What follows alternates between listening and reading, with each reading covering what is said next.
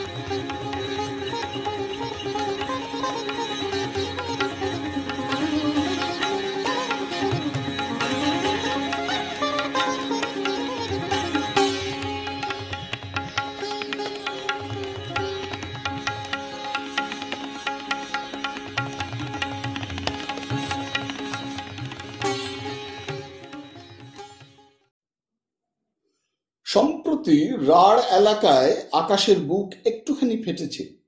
শ্রাবণে বৃষ্টি হয়েছিল ভালোই। ডুংরি জঙ্গল আর টাঁড় জমির মাঝে মাঝে ঢেউ খেলানো বাইদ আর শোল জমিন, ওইসব জমিনে জল জমেছে। আমন চাষের কাজবাজ যথাসম্ভব চলছে। ডাঙা জমিনে জ্যৈষ্ঠের বোনা আউশ কেলাসের মুখে থোড় এসেছে। নুয়ান ধানের গোছগুলিও লোভনীয় হয়ে উঠেছে। ক্যাথি বার্ড, জনসন আর রাজীব সেই সকাল থেকে বেরিয়েছে। মেঠো পথ ধরে হাঁটছে, এই গ্রাম সেই গ্রাম। আজ সকাল থেকে মেঘ ধরেছে আকাশে। মাঝে মাঝে সূর্যদেব উঁকি ঝুঁকি মারেন, মাঝে মাঝেই ঝিরঝিরিয়ে বৃষ্টি। এমন দিনে এদের নিয়ে বেরোতে চায়নি রাজীব, কিন্তু ক্যাথি বার্ড নাছোড়বান্দা। গায়ে চাপিয়েছে রেইনকোট, মাথায় টুপি, পায়ে গামবুট। চারপাশে ছোট বড় ডুংরি, নিবিড় শালের জঙ্গল, খাঁচ কাটা অজস্র খুলিয়া খোঁদল এঁকে বেঁকে চলেছে ছোট খরস্বতী কিংবা জোড় আম নদীর দিকে। ডুংরির ধারে ধারে গাঁ, পন্না পানি, কানা পাথর, আম ঝর্ণা, ঘটি ডুবা, কাঁড়া ডুবা। ক্যাথি বার্ড প্রতিটি গায়ে যেতে চায়, প্রতিটি ঘরে ঢুকতে চায়। হাজারো কৌতূহল তার বুকে, লাখো প্রশ্ন। কথায় কথায় টেপ চালায়। জনসনের ক্যামেরার ফ্ল্যাশ বাল্ব ঝলসে ওঠে। আম ঝর্ণা থেকে বেরিয়ে ঘটি ডুবার দিকে যাচ্ছিল ওরা। উঁচালি নিচালি পথ ধরে ক্ষেতের সংকীর্ণ আল ভেঙে অতি কষ্টে এগোচ্ছিল। খুব কষ্ট হচ্ছিল রাজীবের, তার মুখ চোখ ক্রমশ শুকিয়ে আসছিল। কিন্তু ক্যাথি আর জনসনের মুখে সেই ভোরবেলার তাজা হাসি। ক্যাথি এক নাগারে কলকলিয়ে চলেছে। জনসন কথা বলে খুবই কম। সে শুধু চারপাশটাকে দু চোখ দিয়ে গিলছে। মাঝে মাঝেই দাঁড়িয়ে পড়ছে, ক্যামেরার ভিউ ফাইন্ডারে চোখ রেখে শাটার টিপছে। দুপুর নাগাদ পুন্না পানির কাছাকাছি একটা ছোট্ট ঝর্ণা মতো দেখে বসে পড়েছিল ওরা। ক্যাথির ব্যাগে ছিল শুকনো খাবার। তিনজনে মহানন্দে মধ্যাহ্ন ভোজ সেরেছিল ঝর্ণার পাড়ে বসে। খেতে খেতে বারবার উচ্ছ্বাসে ফেটে পড়ছিল ক্যাথি বার্ড। ইস, তোমরা কি ভাগ্যবান, এমন সুন্দর দেশে জন্মেছ। নেচার কেমন দুহাত ভরে দিয়েছে তোমাদের। মনে হচ্ছে সারা দেশটাই বুঝি একটা বিশাল পিকনিক স্পট। জনসনও মুগ্ধ হয়ে দেখতে থাকে চারপাশের অফুরন্ত প্রকৃতির রূপ। যে ঝর্ণাটার পাড়ে ওরা বসেছে সেটা বাঁদিকের ডুংরিটা থেকে বেরিয়েছে, খানতিনেক বাঁক খেয়েছে। তারপর এক চিলতে ডিহি জমিকে অর্ধচক্রাকারে পাক খেয়ে চলে গেছে আম ঝর্ণা গাঁয়ের দিকে।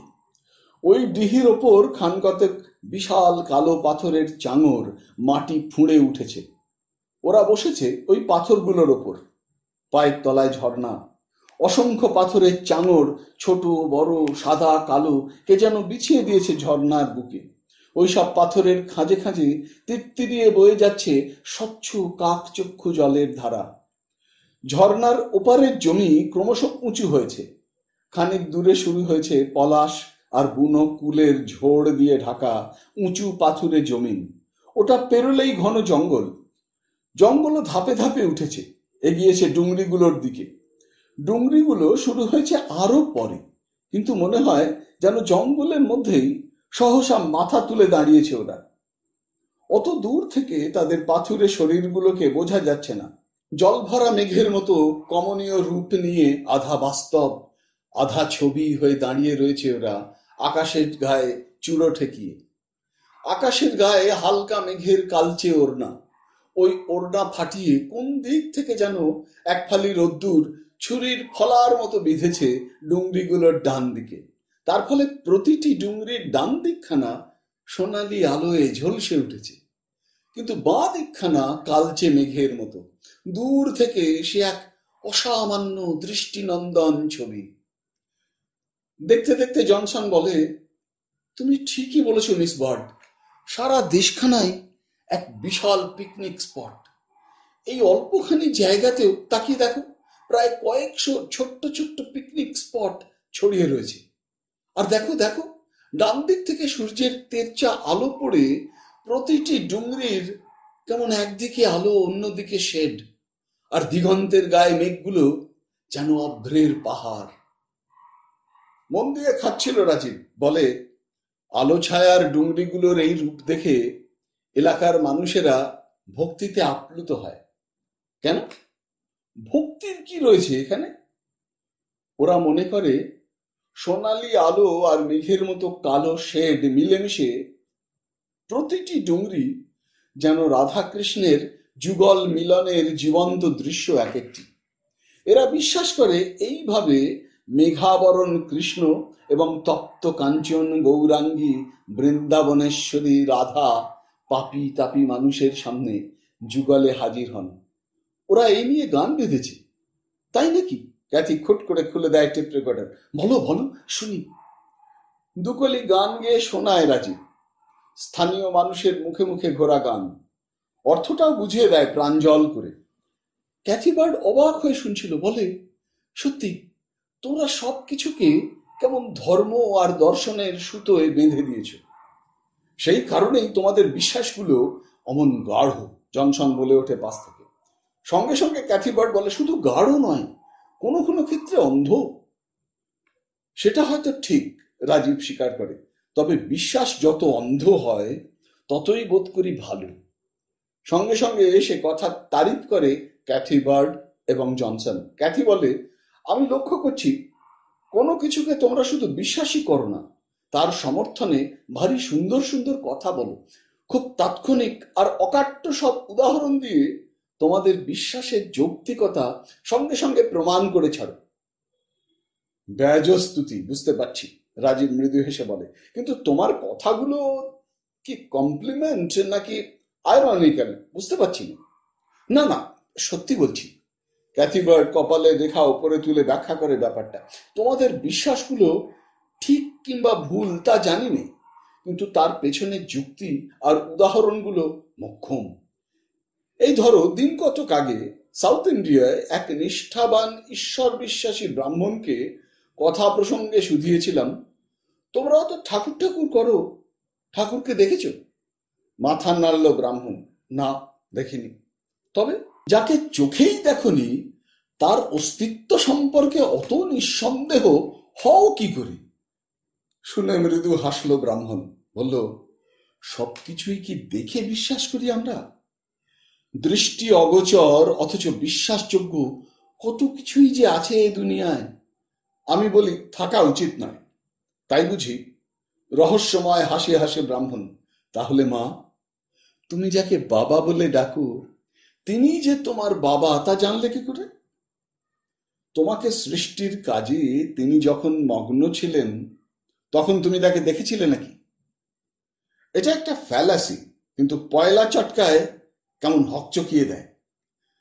রাজীব চুপচাপ খাচ্ছিল। বলল, আসলে সূক্ষ্ম লজিক আর সূক্ষ্ম ফ্যালাসি বড়ই পাশাপাশি হাঁটে। সে কথার জবাব দিল না কেউ, বরং জনসন বলল, একটু বেশি কথা বলছি নাকি আমরা? তার চেয়ে এসো দেখি, চুপ করে শুধু দেখি। চারপাশের জমিতে চাষের কাজ করছে মজুর কামিনেরা। হাল চষছে, ধান রুইছে। 12 বছরের বাচ্চা থেকে 62 বছরের বুড়ো বুড়ি সবাই রয়েছে। আলপথ ধরে যেতে যেতে আজ সারাদিন ওদের দেখেছে ক্যাথি বার্ড। অন্তত 100-2 মজুর সারা এলাকাটায় ছড়িয়ে কাজ করছে। হাঁটু প্রমাণ কাদার মধ্যে কোমর ভেঙে নুয়ে রয়েছে সারবন্দি মেয়েরা। যন্ত্রের মতো চলছে দুহাত, ধান রুইছে ওরা। ক্যাথিবার্ড লক্ষ্য করেছে ওদের হাত নামক যন্ত্রের অবিরাম ওঠানামায় অল্পক্ষণেই ধূসর মাঠগুলো ভরে যাচ্ছে কচি সবুজ রঙে। সেই সকাল থেকে এক নাগারে কাজ করে চলেছে ওরা, বিশ্রাম নেবার কোনো লক্ষণই নেই। খেতে খেতে জনসনই তোলে বিষয়টি। এরা তো শুধু কাজই করে যাচ্ছে, বাড়ি যাবে কখন? খাবে দাবে না, বিশ্রাম নেবে না? ওদের বিশ্রাম নেবার উপায় নেই, রাজীব ঠান্ডা গলায় বলে। আলে আলে ছাতা মাথায় মালিকের লোক ঘুরছে, দেখছো না? জনসন দেখেছে বটে। সকাল থেকেই মাঠে মাঠে কাজ করছে মজুররা, আর আলের মাথায় ছাতা বাগিয়ে বসে রয়েছে কিছু লোক। কখনো সখনো তারা এ আলে ও আলে ঘুরে ঘুরে বেড়াচ্ছে।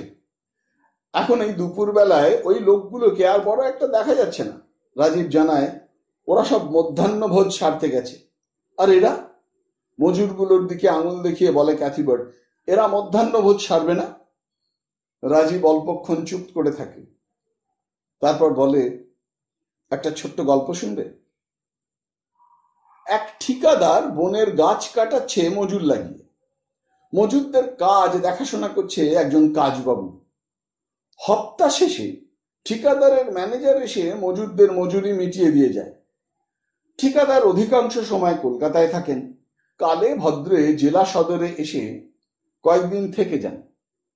একদিন দুপুর বেলায় কাজ করতে করতে একজন মজুর বলল, সকাল থেকে বহুত খাটালি হলো, এবার চলো হে দুপুরের ভোজনটা ছেড়ে দেয়া যাক।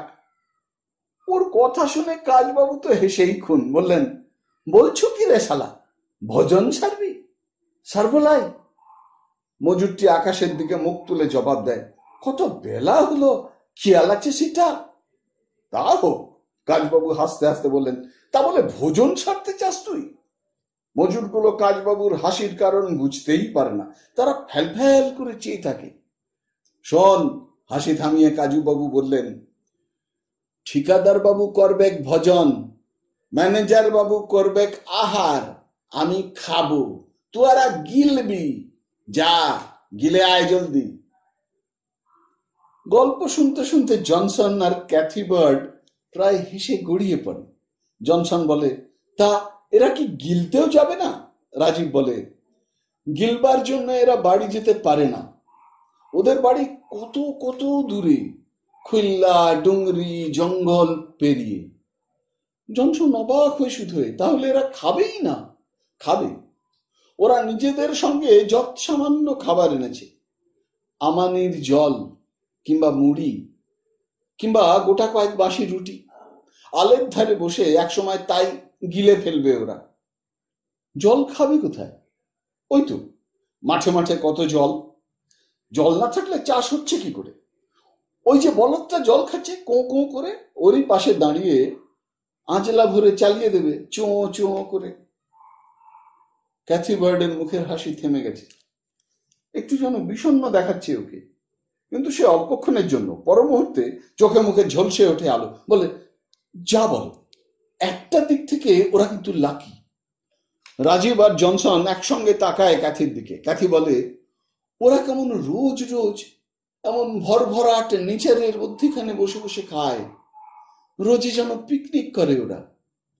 রাজীব চুপ করে থাকে, এমন কথার জবাব খুঁজে পায় না। জনসন বলে ওঠে, ঠিক আছে ঠিক আছে, এখন আমাদের পিকনিকটা তো শেষ হোক, অনেকক্ষণ বসে বসে গেঁজাচ্ছি আমরা, এখনো খান দুয়েক গ্রাম ঘুরতে হবে আমাদের। কলার খোসাখানা ঝর্ণার স্রোতের মধ্যে ছুঁড়ে দিয়ে উঠে দাঁড়ালো ক্যাথিবার্ড, বলল, আমরা এবার থেকে রোজ রোজ এমনি যেখানে সেখানে বসে যাব খেতে, রোজই চলবে আমাদের মিনি পিকনিক, বলো রাজি? বলেই একটা সুরেলা গান ধরলো মিস বার্ড। গাইতে গাইতে ঝর্ণাটা পার হয়ে গেল। গানের তালে তালে তালি বাজাতে বাজাতে পিছু পিছু চলল জনসন। সব শেষে বোবার মতো হাঁটতে লাগলো রাজীব। এদের দেখতে দেখতে প্রায় দিনই মনে পড়ে যায় কলেজের সহকর্মী উষাহরণ বাবুর কথা। নিজের বাড়িতে যে মানুষটি মিতাহারী, সাবধানী, সেদ্ধ টেদ্ধ ছাড়া খান না। তিনি বিয়ে শাদীর ভোজে গেলে কবজি ডুবিয়ে সবকিছু আকণ্ঠ খান। এদের অবস্থাও খানিকটা উষাহরণ বাবুর মতো। নিজের দেশে এরা বেজায় হিসেবে, প্র্যাকটিক্যাল, যান্ত্রিক, সর্বদাই যেন রেসের ঘোড়ার মতো দৌড়চ্ছে। নেচার দেখা তো দূরের কথা, বাচ্চাদের একটু আদর করবারও সময় হয় না। অথচ এদেশে এসে কেমন নিজেদের এলিয়ে দেয় এরা, ছড়িয়ে দেয়, কেমন সহসা বেশি মাত্রায় রোমান্টিক হয়ে ওঠে। এদের এই হঠাৎ হঠাৎ বদলে যেতে পারাটা ভালো না খারাপ, তাই নিয়ে দ্বন্দ্ব শুরু হয়েছে রাজীবের মনে।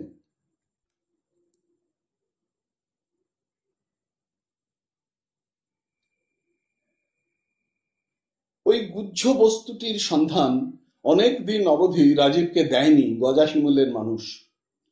রাজীব যখন গজাশিমুলের পুরোপুরি আপনার জনটি হয়ে উঠেছে তখনও নয়। রাজীব এই জিনিসের সন্ধান পেয়েছে আরো অনেক পরে। ওর সঙ্গে আসাম মুলুকে ঘুরতে ঘুরতে সুচাঁদি এক দুর্বল মুহূর্তে বলেছিল জলকেলি লাচের কথা।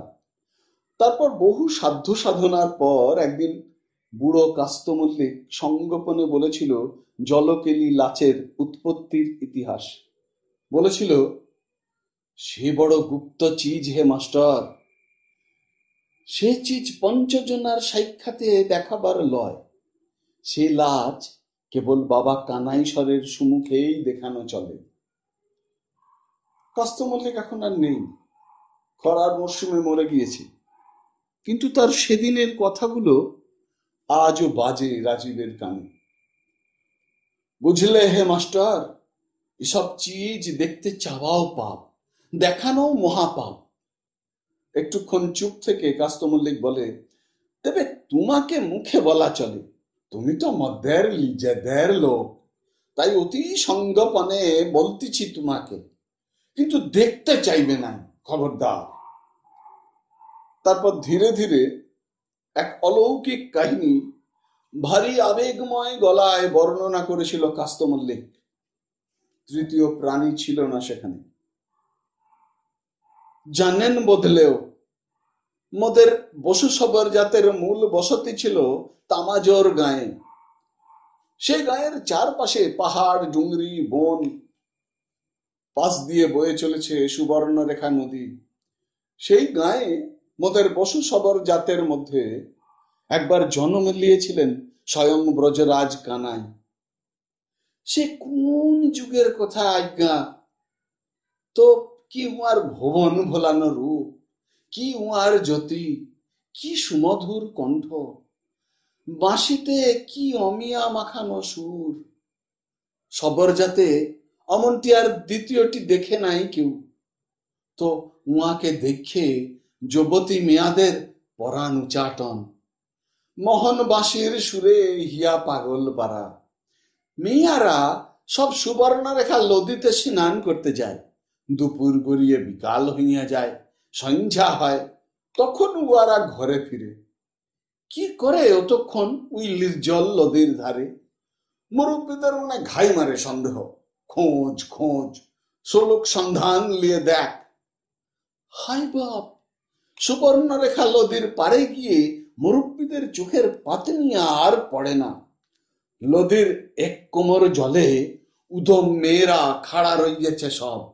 নদীর পাড়ে ঝাঁকড়া মৌল গাছ, তার ডালে ডালে মেয়াদের অঙ্গের বসন ঝুলছে, আর ওই গাছের মগডালে চড়ে বসে রইয়েছে মোদের ওই কানাই, বাঁশি বাজাচ্ছে আকুল সুরে। মুরব্বীরা তো রেগে কাঁই, কলঙ্কিনী মেয়াদের কু নামে যে ভরে গেল জগৎ সংসার। তো মুরব্বীরা করলে কি, ওই কানাইকে গাছ থেকে নামিয়ে এনে সকলে মিলে পিটালে দমে। পিটাই পিটাই গা ছাড়া করলে ওয়াকে।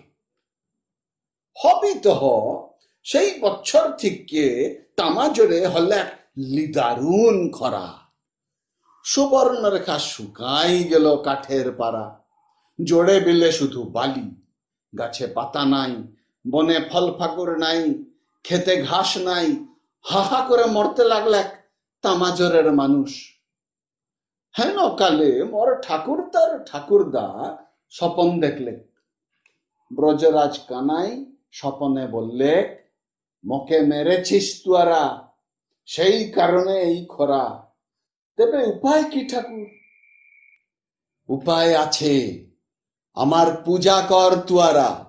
সুবর্ণ রেখা নদীর ধারে মৌল গাছের তলায় যুবতীরা জলকিলি করে আরাধনা করুক ব্রজরাজের, তেবে সব শান্তি হবে, বর্ষা হবে, ফসল ফলবে, আর ওই যুবতীরা জীবন অন্তে স্বর্গে যাবে। পূজা হলো খুব আড়ম্বর করে। মৌল গাছের তলায় জলকেলি নৃত্য করলে ওই কলঙ্কিনীর দল। 3 দিন বাদে সহসা ঈশান কোণে কৃষ্ট ঠাকুরের মতো কালো পানা মেঘ, আকাশ ফাইটে বর্ষা। অমন বর্ষা বাপের জন্মে দেখে নাই তামা জোড়ের মানুষ। সে বছর জমিনে হলো হাতি ঠেলা ধান, গাছে গাছে অপুরন্ত ফল পাকুর, মৌচাকে ভরা মৌ, গাইয়ের বাঁটে ঢেল দুধ। 7 দিন বাদে ব্রজরাজ কানাই ফের স্বপন দেখালে, মুই তোয়াদের ঘরে কানাই সবর হয়ে জন্ম নিয়েছিলাম। এখন মোর বসবাস পাহাড়ে, মোর লইতন নাম হলো কানাইশ্বর জিউ। যে পাহাড়ে মোর অবস্থান তার নাম হবে কানাইশ্বর পাহাড়। তুয়ারা নিয়ম করে আষাঢ় মাসের 3য় শনিবারে পূজা দিবি মুখে। সেই থেকে কানাইশ্বর জিউর পূজা চলছে আষাঢ় মাসের শনিবারে। বিশাল মেলা বসে, আর ওই রাতে মেয়ারা নদীর পারে জলকেলি নৃত্য করে। সেই থেকে আজ্ঞা ওই লাচ মোদের কৌলিক লাচ। সে লাচের অনেক নিয়ম। সে গানের ভাষা দৈব ভাষা, সে গানের সুর বেঁধেছিল স্বয়ং ব্রজরাজ। সে লাচ গান কি সর্বসমক্ষে দেখানো যায়? অবাক হয়ে শুনছিল রাজীব। লোকসঙ্গীত আর লোকনৃত্য বুঝি সর্বত্র এমনি করে মানুষের ধর্ম আর সংস্কারের মোড়কে বাঁধা পড়ে গেছে যুগ যুগ ধরে।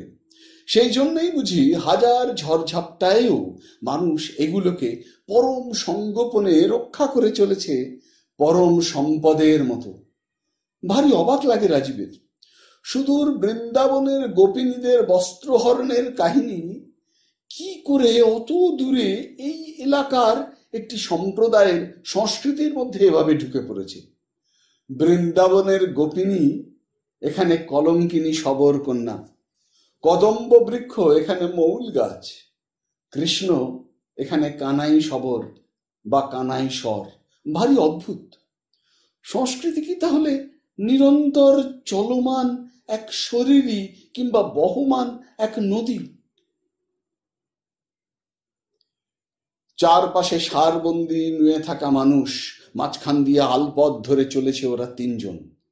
সূর্যদেব পাটে বসেছেন, গুটিয়ে এনেছেন নিজেকে লাল চাকির মধ্যে। দূরে দূরে ডুংরিগুলোকে লাগছে যেন একপাল হাতি।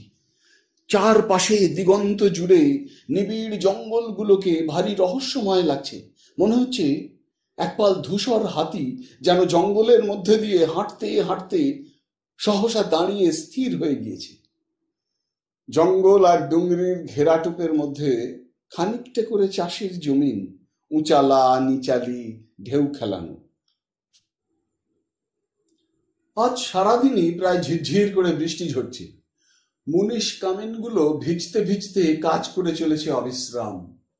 হাঁটতে হাঁটতে জনসন বলে, এদেশের মানুষের খাটবার ক্ষমতা খুবই বেশি। কি করে বুঝলে? রাজীব শুধোয়, আমরা সকালবেলায় যাবার সময় এদের কাজ করতে দেখেছিলাম, এখন ফিরবার পথেও দেখছি ওরা কাজ করে চলেছে। রাজীব জবাব দেয় না। জনসন তাকায় রাজীবের দিকে, বলে, কিছু বললে না যে? কি বলি বলো?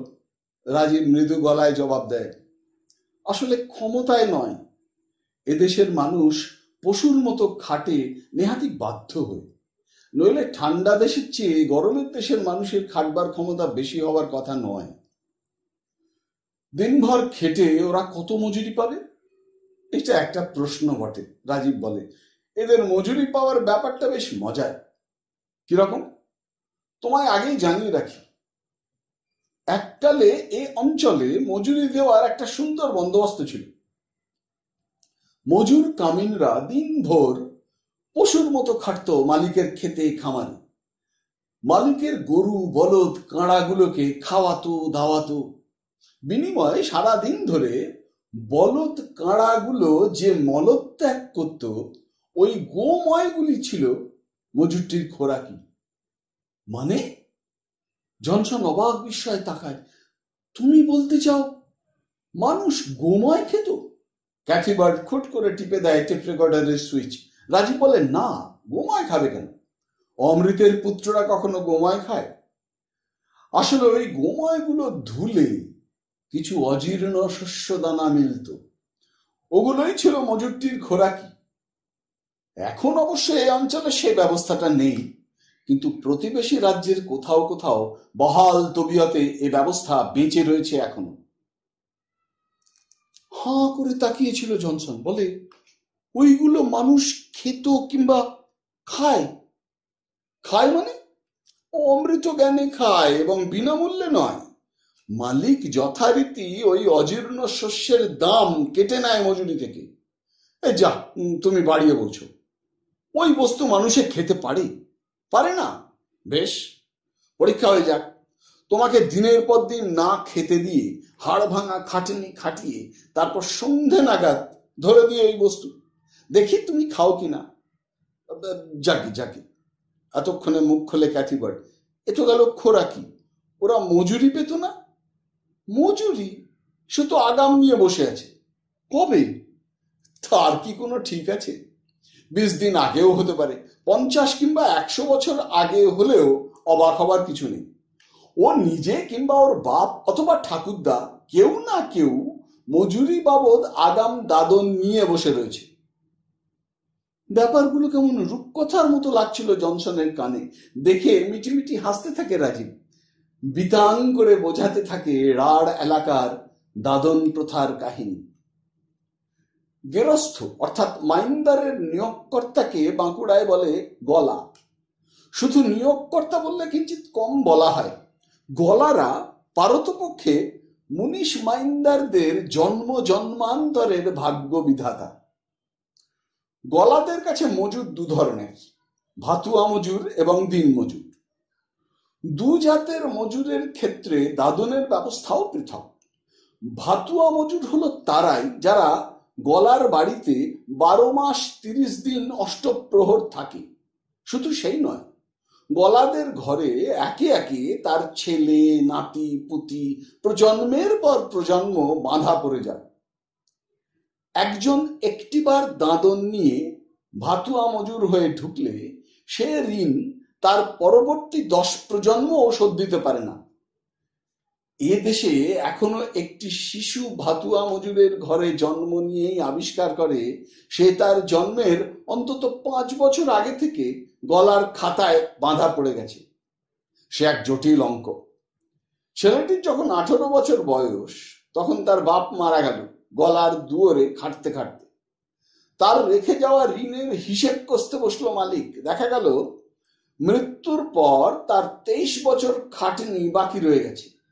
সেটা অনিবার্যভাবেই বর্তাবে তার ছেলের উপর। ভেবে দেখো, 18 বছর বয়সে একজনের মাথায় 23 বছরের খাটনি চাপলো। এর ওপর তার নিজের নামে যে দাদন, সেটা তো আছেই।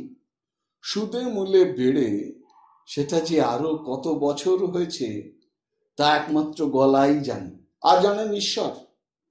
ঈশ্বর তো সদাই নীরব, গলাও তথই বছর। দিনমজুরদের দাদনের অঙ্কটি আরো মজার। আশ্বিনে ক্ষেত মজুরের পেট কাঁদে শকুনের বাচ্চার মতো। তখন সে দাদনের জন্য ছোটে গলার দুয়ারে। তখন ধানের মন 50 টাকা। সেই দামে 1 মন ধান দাদন নিল মজুরটি। অঘ্রাণ পৌষে সে দাদন শোধ হবে তখনকার ধানের দামের ভিত্তিতে। দৈনিক মজুরি 1 সের ধান। অঘ্রাণ পৌষে ধানের দাম 25-এর বেশি নয়। এবার বলো দেখি, আশ্বিনে 1 মণ ধান দাদন দিয়ে ঠিক 1.5 থেকে 2 মাস বাদে কতগুলো ম্যান্ডেজ পাবে ওই মালিক?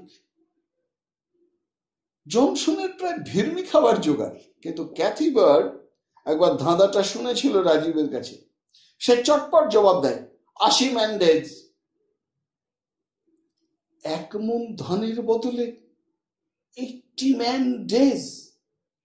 জনসনের 2 চোখ কপালে উঠে যায়। মুচকি হেসে রাজীব বিতাং করে শোনায় অকালে ধান ধার দেওয়া অর্থাৎ বাড়ি প্রথার অঙ্কটা।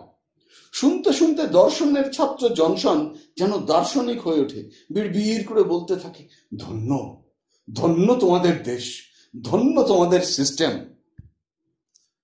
আচ্ছা, এই যে এরা সকাল থেকে কাজ করছে ক্যাথি বার্ড শুধোয়, বাড়ি ফিরবে কখন? ওদের বাড়ি ফেরার সময়টা বোধ করি তুমি জানো। রাজীব বলে, তুমি যখন সন্ধ্যের পর ক্যাম্পের মধ্যে বসে বিয়ার খাও, তখন দূর থেকে কোরাস গান গাইতে গাইতে চলে যায় দলে দলে মানুষ। শুনতে পাও না? পাই তো। ঝলসে ওঠে ক্যাথি বার্ডের চোখ মুখ। মনে হয় যেন বহু দূর থেকে ভেসে আসছে কোনো অলৌকিক সুর। আমি কতবার ওই মিস্টিক সুর আমার টেপ রেকর্ডারে ধরে রাখতে চেয়েছি। ওগুলো তবে এরাই গায়? ঠিক তাই। সন্ধ্যের আঁধারে কালো কালো শরীর মিশিয়ে এরাই গাইতে গাইতে ঘরে ফেরে রোজ। How fantastic, how marvellous! আলপথে হাঁটতে হাঁটতে উচ্ছ্বসিত ক্যাথি বার্ড আচমকা আঁতকে ওঠে। হে যিশু, আলের উপর বাচ্চা! দেখো দেখো, একেবারে কচি জ্যান্ত বাচ্চা। রাজীব ছিল খানিকটা পিছনে। আলের ওপর পাতায় ছাওয়া ছাতাখানা দূর থেকেই দেখেছিল সে। আন্দাজ করেছিল তখনই। বলে, হ্যাঁ, অবাক হবার কিছুই নেই। এই সময়টা আলে অমন অনেক বাচ্চাই তুমি দেখতে পাবে। কেন? বারে, কচি বাচ্চা বাড়িতে রেখে মায়েরা খাটতে আসবে কি করে? সারাদিন ওকে দেখবে কি? তাছাড়া বাচ্চাকে নিজের স্তন থেকে দুধ খাওয়াতে না পেলে বাঁচবে ওই শিশু? লয় আজ্ঞা, এসব হলো শালিদের কাজ কামাইয়ের লক্ষণা। ওই বাহানায় বারে বারে আইলের ধারে গিয়ে বসা যায়। বাচ্চার ভেঁতে মাইখান সেঁত করিয়ে মালিকের কাছটিতে যতক্ষণ ফাঁকি মারা যায়। ক্ষেতের অপর আল থেকে কথা বলছিল লোকটি। রাজীব এতক্ষণে নজর করলো ওকে, বলল, তুমি বাঞ্ছারাম কুচলান না? আজ্ঞা।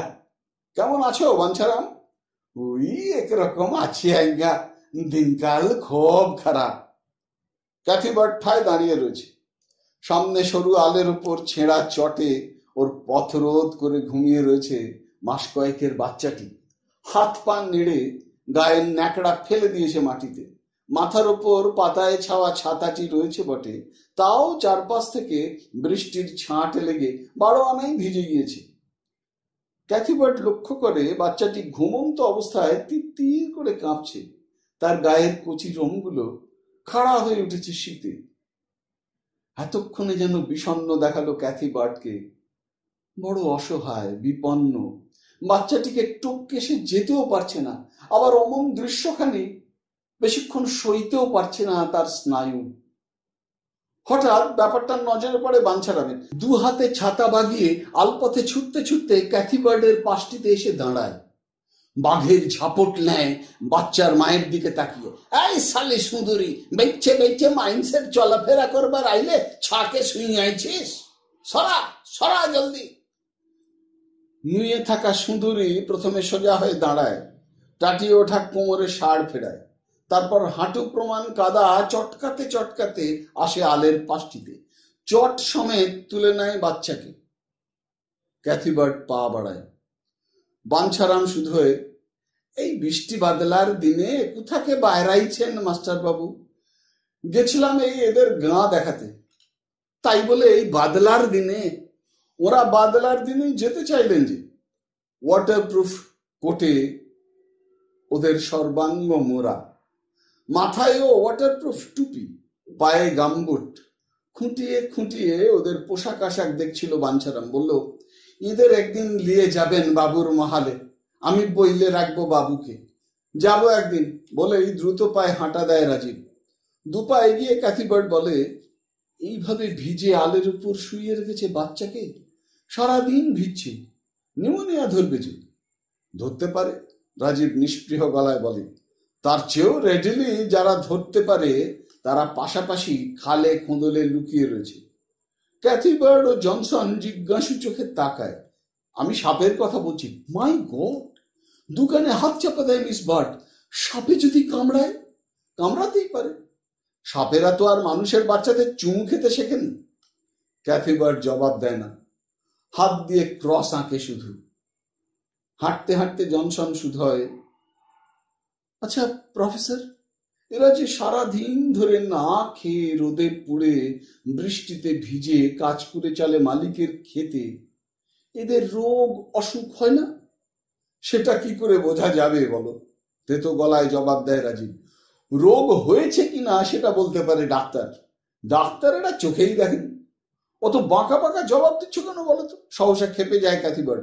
তোমার কথার ধরন দেখে মনে হচ্ছে তোমার আসল রাগটা আমাদেরই ওপর, যেন ওদের এই অবস্থার জন্য আমি কিংবা জনসনই দায়ী। তা নয়, বলতে বলতে হেসে ফেলে রাজীব। আসলে এদেশের এই মানুষগুলোর দুঃখ কষ্টের পরিমাণটা তোমরা আন্দাজও করতে পারবে না। তোমাদের প্রশ্নগুলোর সোজা সাপটা জবাব দিলে তার কণা মাত্র বোঝানো যাবে না। আসলে এসব জিনিস বুঝতে হয় বুকের মধ্যে। প্রশ্নোত্তরে বোঝাও যায় না, বোঝানোও যায় না। ভেবে দেখো, ভোরের আলো ফুটতে না ফুটতেই কিছু অনাহারী অর্ধাহারী মানুষ ছুটতে ছুটতে এসে কাজ শুরু করলো অন্যের খেতে। সারাদিন প্রায় অভুক্ত থেকে রোদে জলে হাড় ভাঙা খাটনি খেটে নামমাত্র খোরাকি নিয়ে ফিরে গেল তাদের ডেরায়। ওই খোরাকিতে তাদের পেটের এক কোণও ভরল না। পরের দিন ভোরে ফের ছুটলো মালিকের খেতে। এইভাবে সারা দিন, দিনের পর দিন, সারা জীবন পুরুষানুক্রমে। কল্পনা করতে পারো ব্যাপারটা? মা তো হওনি, হলে বুঝতে। নিজের দুধের বাচ্চাকে রোদ বৃষ্টি আর সাপখোপের হাতে সঁপে দিয়ে দিনভর এক হাঁটু কাদায় কোমর ভেঙে নুয়ে থাকা, ঘন্টার পর ঘন্টা যন্ত্রের মতো দুহাত চালিয়ে যাওয়া, কি এক অমানুষিক ব্যাপার। রাজীব থামে, উত্তেজনায় বুঝি অল্প হাঁপাতে থাকে। ক্যাথি বার্ড মুখে কুলুপ এঁটে হেঁটে যায় খানিক, তারপর বলে, তুমি যেভাবে বললে তাতে পাষাণও গলে যাবে। কিন্তু প্রফেসর, সারা দিনের ওই খাটনির পর খালি পেটে ওরা গান গেয়ে গেয়ে ঘরে ফেরার এনার্জি পায় কোত্থেকে বলো তো? আমার তো ভারী অবাক লাগে। অবাক আমারও লাগে, রাজীব আত্মস্থ গলায় বলে। ওই সব পাষাণ শিলার বুকে কোথায় যে লুকিয়ে থাকে অন্তহীন চঞ্চলা ঝর্ণার উৎস, কে জানে। এই জন্যেই বুঝি মানুষ জাতটাকে অমৃতের পুত্র বলা হয়েছে আমাদের শাস্ত্রে। এই জন্যেই বুঝি সব প্রাণীকে পেছনে ফেলে আসতে পেরেছি আমরা। রাজীবের শেষের কথাগুলো বুঝি কানে গেল না ক্যাথি বার্ডের। সে বিড়বিড় করে বলল, যাই বলো, আমার মনে হয় ওদের শারীরিক কষ্টটাই সব নয়। আমার তো এমন জীবনের প্রতি অপরিসীম লোভ হয় মাঝে মাঝে। সকাল থেকে সন্ধে অবধি এমন বিচারের সঙ্গে মিশে থাকা, সন্ধ্যের আঁধারে মিস্টিক সুর তুলে ঘরে ফেরা, ও তার একটা আলাদা চার্ম আছে। ক্যাথি বার্ডের কথায় সহসা ভীষণ রাগ হয়ে যায় রাজীবের। বহু কষ্টে রাগটাকে গিলে ফেলে সে। পরিহাসের ভঙ্গিতে বলে, হ্যাঁ, শুধু তুমি কেন, তোমার অনেক আগেই আমাদের দেশের একজন সেরা কবি গান বেঁধে গিয়েছেন ওদের নিয়ে। সে গান শুনলে আমারও মনে হয় কলেজের চাকরি ছেড়ে সিংহবাবুদের খেতে নেমে পড়ি খাটতে। ক্ষেতের মধ্যে সকাল থেকে সন্ধে অবধি রোদে জলে খাটবার মধ্যে না জানি কত আরাম।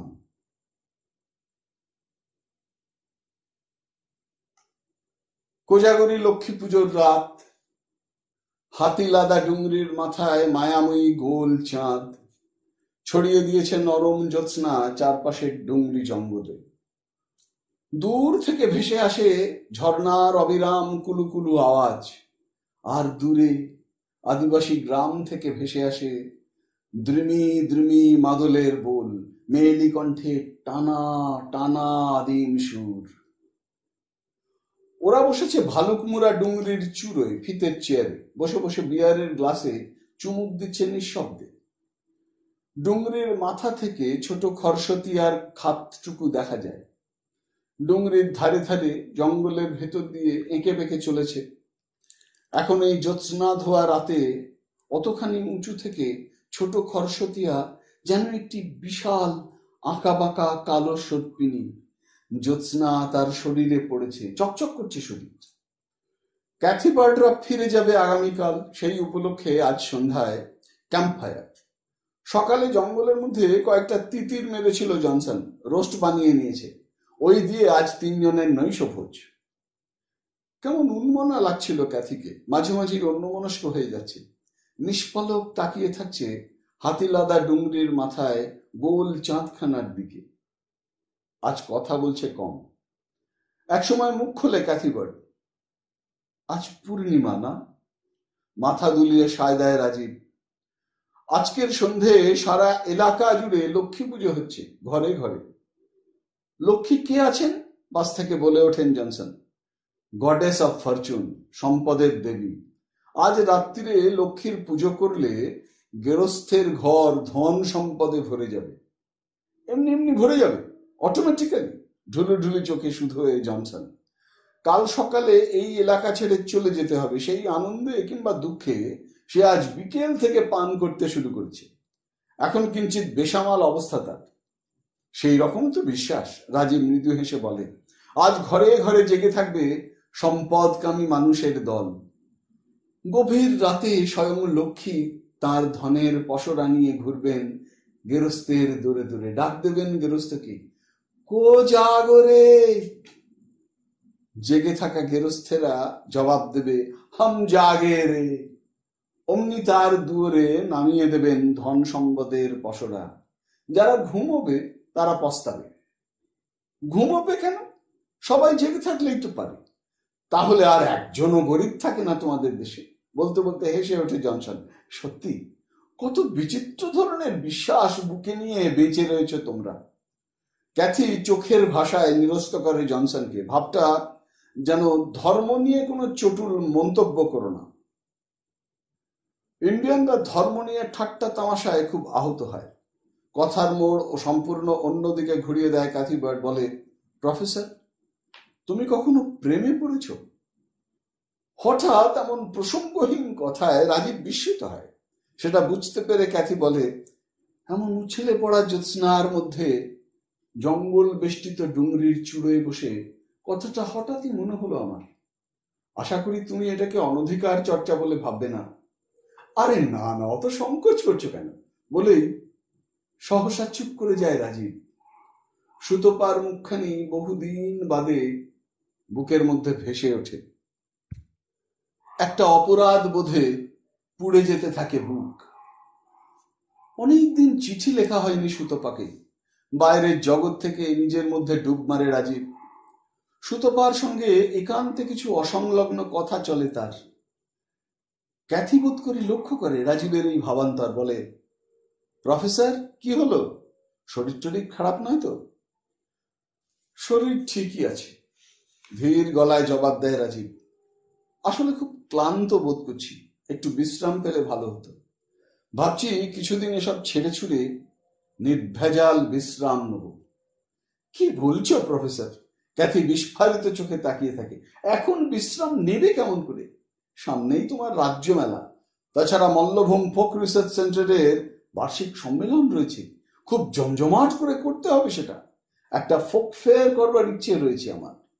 তোমাকেই তো সব দায়িত্ব নিতে হবে তার। কিন্তু আমি যে আর এক নাগাড়ে এমন দৌড়তে পারছি না মিস বার্ড। একটু রেস্ট না নিলে। কাম অন প্রফেসর, মুখের কথা কেড়ে নেয় ক্যাথি বার্ড।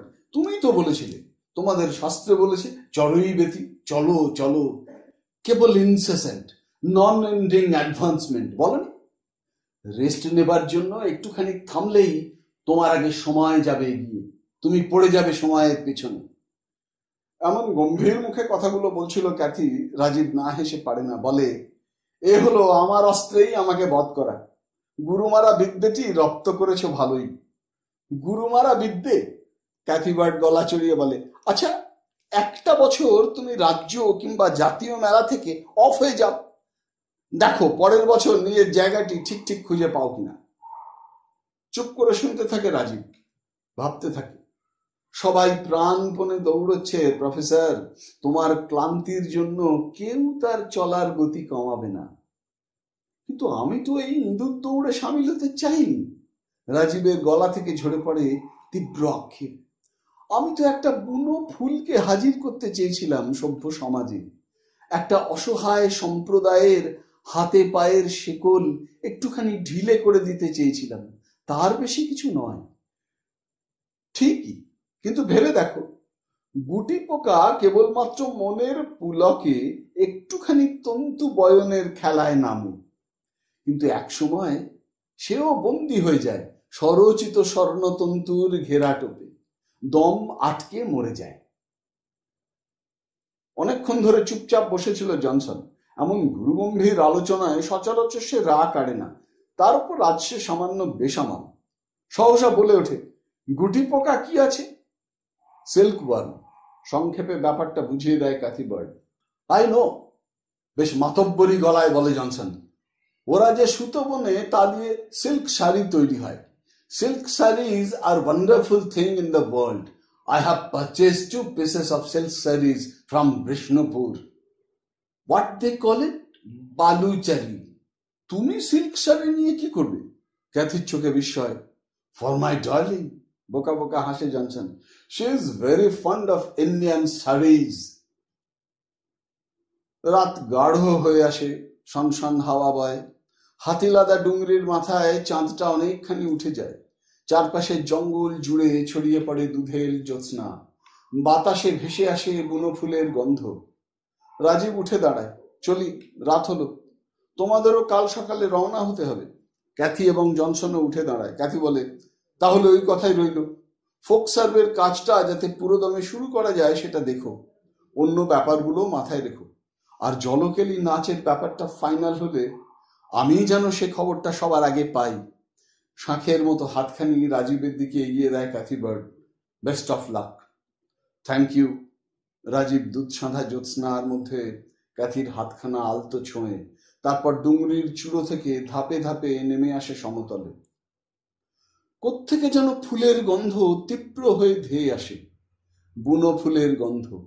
উগ্র মিষ্টি সুবাসে ভরে গেছে বাতাস। জ্যোৎস্না কেটে কেটে এগিয়ে চলে রাজীব গেস্ট হাউসের দিকে। হিম পড়ছে, ভিজে গেছে পায়ের তলার ঘাস, বাতাসেও ভেজা ভেজা ঠান্ডা আমেজ। অফিস ঘর থেকে সামান্য তফাতে যে ছোট্ট টিলাখানি, তার উপর বসে রয়েছে একজোড়া ছায়ামূর্তি। টিলার পাশ দিয়ে হেঁটে যেতে যেতে থমকে দাঁড়ায় রাজীব। কারা বসে রয়েছে ওখানে অত রাতে, এমন মায়াবী চাঁদের আলোয়? মূর্তি দুটি পাথরের মতো স্থির, রাজীবের দিকে পিছন ফিরে নিষ্পন্দ। ধীরে ধীরে ছায়ামূর্তি দুটি অস্পষ্ট অবয়ব পায় রাজীবের চোখে। ওদের চিনতে পারে রাজীব। সুচাঁদ আর রঙি। মৃদু হাসি খেলে যায় রাজীবের ঠোঁটের কোণে। নিঃশব্দে রাস্তাটুকু পার হয়ে যায়। সুচাঁদ আর রঙি জানতেও পারে না। এর আগেও রাজীব জলকেলি নাচের প্রসঙ্গ তুলেছে দশরথ ভক্তার কাছে। কাস্তমল্লিক তখন বেঁচে। কাস্তমল্লিক যে ওকে এ ব্যাপারে কিছু বলেছে সেটা ঘুণাক্ষরেও ভাঙেনি দশরথ ভক্তার কাছে। শুধু বলেছে, বড় দেখতে স্বাদ হয়, একটিবার শুধু দেখাও না নাচটা, কাকপক্ষী তো টের পাবে না, কথা দিচ্ছি। দিনের পর দিন সেধেও দশরথ ভক্তাকে এক চুল নড়াতে পারেনি রাজীব। শেষে হতাশ হয়ে বলেছে, আচ্ছা নিচে গিয়ে না দেখাও, অন্তত মুখে একটু ব্যাখ্যা করো না নাচের ধরনটা, মুখে বলতেও কি দোষ আছে? আছে আজ্ঞা। দশরথ ভক্তার কপালের বলিরেখায় গভীর ভাঁজ পড়ে। তবে আপনি লেহাত মধ্যের আপনার জন, বারবার জাপটাই ধরছেন, না বলে পারলাম লাই। শুনুন তেবে। দশরথ ভক্তা আবেগ মথিত গলায় ব্যাখ্যা করতে থাকে জলকেলি নাচের স্বরূপ। আষাঢ় মাসের তৃতীয় শনিবারে গহীন রাতে খরস্বতিয়া নদীর পাড়ে হরেক উপাচারে ব্রজরাজের পূজা হয়। পূজান্তে সব পুরুষ চলে আসে ওখান থেকে। নদীর পাড়ে থাকে শুধু যুবতী মেয়েরা।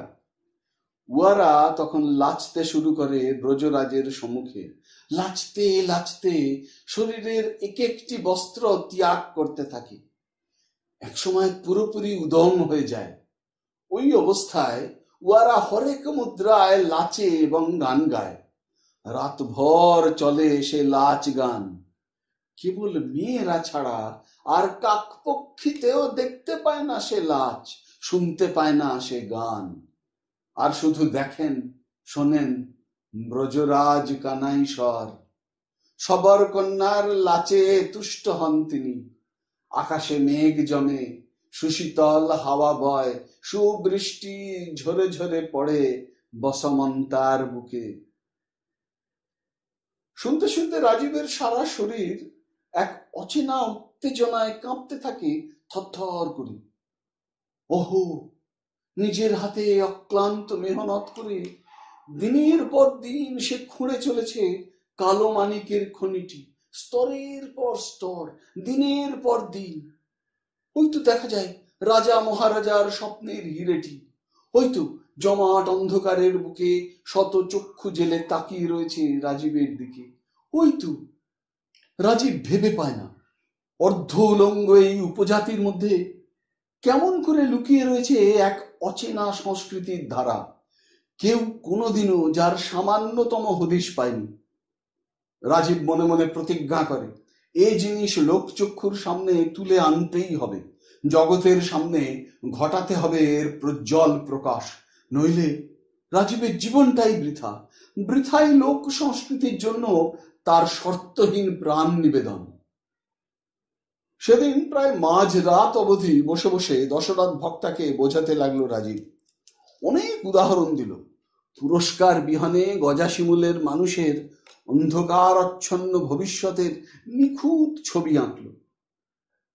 কিন্তু গজাশিমুলের মানুষ তাদের সিদ্ধান্তে অটল। বিশেষ করে প্রবীণরা এক চুল নড়তে চায় না। অবশেষে মধ্যরাতে ক্লান্ত হয়ে উঠে দাঁড়ায় রাজীব। বিধ্বস্ত গলায় বলে, তোমাদের ভালোর জন্যই এত সব বলা, তোমাদের কল্যাণের জন্যই। রংলালের হাত থেকে নিজেদের বাঁচাতে হলে সর্বস্ব পণ করতে হবে।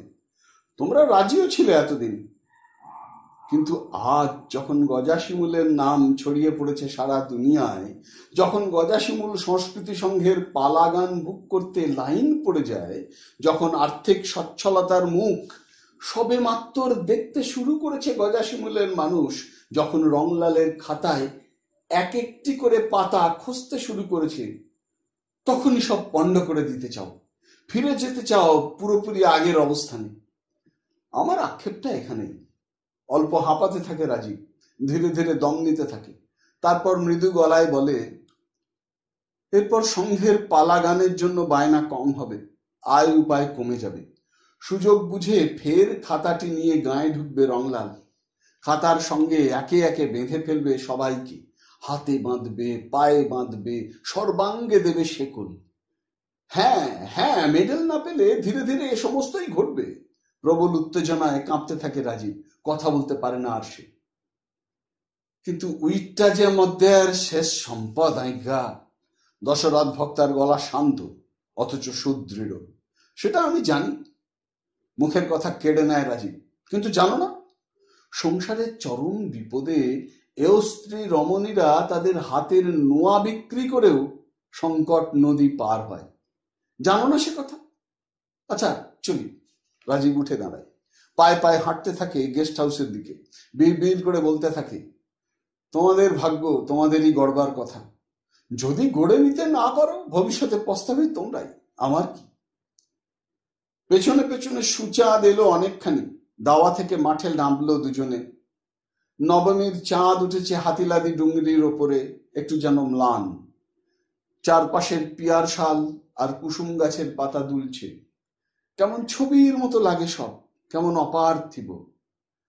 সুচাঁদ বিড়বিড় করে বলে, মন খারাপ করো না মাস্টারদা, ধৈর্য ধরো, আমি ফের বোঝাবো বুড়াদের। রাজীবের খুব তেতো লাগছে এখন। মাথার মধ্যে কোথায় যেন প্রবল যন্ত্রণা, এক ধরনের পরাজয় বোধ যেন তিল তিল গ্রাস করছে তাকে। সুচাঁদ চুপটি করে হাঁটছে পাশে। পুরনো প্রসঙ্গে ফিরে যেতে ইচ্ছে করছিল না রাজীবের। শুধু রঙের খবর কিছু জানিস রে সুচাঁদ? কেমন আছে সে কথায় খানিকক্ষণ গুম মেরে থাকে সুচাঁদ। ফোঁস করে নিঃশ্বাস ছাড়ে, বলে, ঘরেই আছে। রাজীব দু চার পা নিঃশব্দে হাঁটে, তারপর যেন নিজেকেই শোনায়, বড় ভালো ছিল মেয়েটা, অমন রূপসী মেয়ে, অমন গুণী, আর মিলবে না। আক্ষেপ আর হতাশা যেন গলা থেকে ঝরে ঝরে পড়তে থাকে রাজীবের। বলে, কি রোগে যে ধরল মেয়েটাকে। বলতে বলতে উষ্মা জমতে থাকে। বলে, আর ঝাড়েশ্বরটাকেও বলিহারি, কত সাধ্য সাধনা করলাম, কিন্তু কিছুতেই মেয়েটাকে ডাক্তারের কাছে নিয়ে যেতে দিল না, হাসপাতালেও ভর্তি করতে দিল না। কুসংস্কার মানুষকে কেমন নিঃশেষে মারে। দেখ, তোরাই দেখ। সুচাঁদ জবাব দেয় না, নিঃশব্দে হাঁটতে থাকে রাজীবের পাশে পাশে। হাঁটতে হাঁটতে গেস্ট হাউসের সামনেটিতে এসে দাঁড়ালো দুজনে। হঠাৎ রাজীব ঘুরে দাঁড়ালো সুচাঁদের দিকে, বলল, বাঁকুড়ার হাসপাতালে নিয়ে গেলে হয়তো এখনো ভালো হয়ে যায় মেয়েটা। তুই ওর বাপকে রাজি করাতে পারিস নি? টাকার তো কোনো অভাব নেই, সংঘের ফান্ড থেকে ওর চিকিৎসার যাবতীয় খরচ মেটানো হবে। তুই দেখবি একটিবার। চাঁদের ঘষা আলোয় মুখ তুলে তাকায় সুচাঁদ, মৃদু গলায় বলে, সেটা বোধ করি সম্ভব নয়। কেন? কেন বল? তুই তো ওকে ভালোবাসিস, আমি জানি, আমি দেখেছি বহুবার। অমন ভালো খুব অল্প পুরুষই বাঁচতে পারে।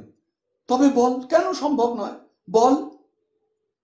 ও আর বাপ রাজি হলেও রংলাল রাজি হবে নাই। সরাসরি ঘুরে দাঁড়ায় রাজীব, সুচাঁদের চোখে সোজাসুজি চোখ রাখে। মানে? সুচাঁদের দু চোখ ভারী করুণ হয়ে ওঠে, ভারী গলায় বলে, উয়ার কোনো রোগ ব্যাধি হয় নাই আজ্ঞা।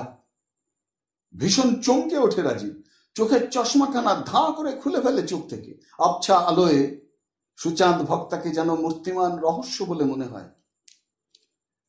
রঙির কোনো রোগ ব্যাধি নাই? লয় আজ্ঞা। রংলাল উয়াকে আসাম লিয়ে যাবে, সেই সুবাদে কত টাকা যেন আগাম দিয়েছে ঝাড়েশ্বর মামুকে, আরো দিবে লিয়ে যাবার টাইমে। রংলালের কড়া হুকুম, যতদিন না রঙি আসাম যাচ্ছে ততদিন উয়ার ঘরের বাহার হওয়া বন্ধ। আর এসব কথা যেন কাকে পক্ষীকে না টের পায়। তুই জানলি কি করে? কোজাগরি পূর্ণিমার রাইতে সকলের নজর এড়াই উয়াই ছিল আমার পাশ, খুলে বললেছে সব। কথাগুলো যেন হেঁয়ালি ঠেকে রাজীবের কানে। হেউ কি সম্ভব? এক গ্রাম মানুষের সামনে একটা মেয়েকে কিনে ঘরবন্দি করে রেখেছে এক আড়কাঠি। এই জন্যেই বুঝি ঝড়েশ্বর কোটাল সেদিন রোগের আছিলায় কিছুতেই রঙির সাথে দেখা করতে দিল না। কি করেই বা দেবে? রাজীবের এতক্ষণে বোধগম্য হয়, রঙি তো রংলালের হাতে ঝাড়েশ্বর কোটালের ঘরে বন্দি। আবছা আলোয় সুচাঁদের দিকে তাকায় রাজীব। অপরিসীম ব্যথায় টলমল একখানি মুখ, নিষ্ফল আক্রোশে যেন নিরন্তর এক দহন চলেছে অন্তরলোকে।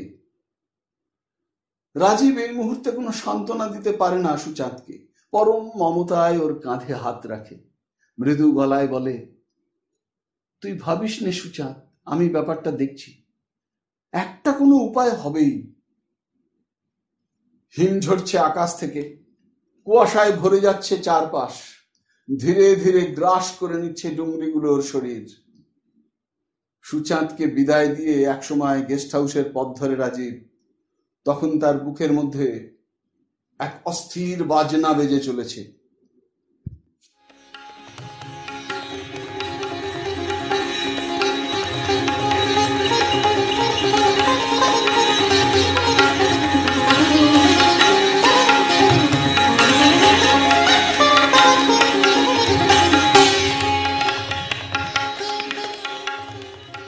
শুনছিলেন আধুনিক বাংলা সাহিত্যের অন্যতম জনপ্রিয় মধুবর্ষী কথা সাহিত্যিক ভগীরথ মিশ্র বিরচিত সাড়া জাগানো উপন্যাস আড়কাঠি চতুর্থ পর্ব।